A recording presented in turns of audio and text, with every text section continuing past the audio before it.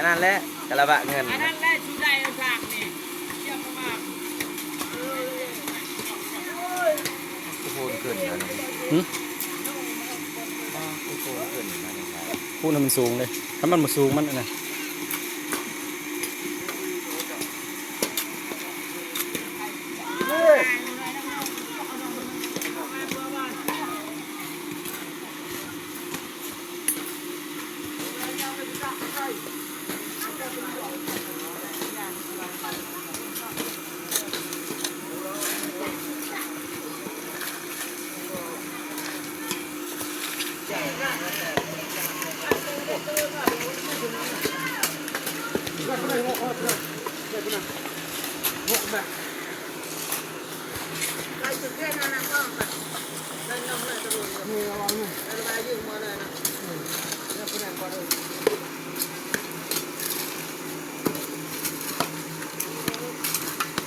โอ้ไม่แต่เลยดีว่ะ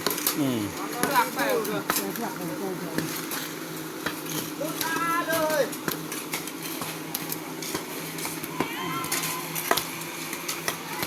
ขับหน่อยด้วย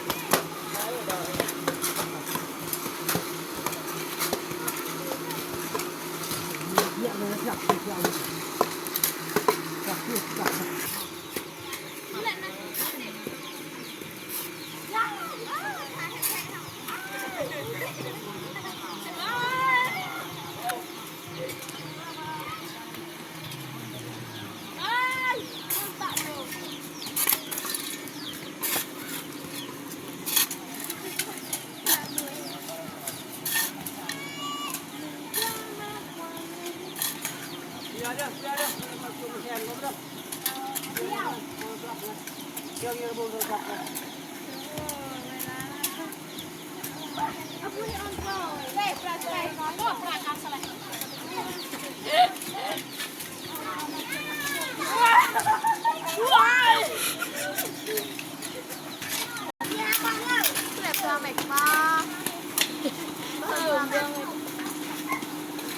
สปารีนหัวจักว่า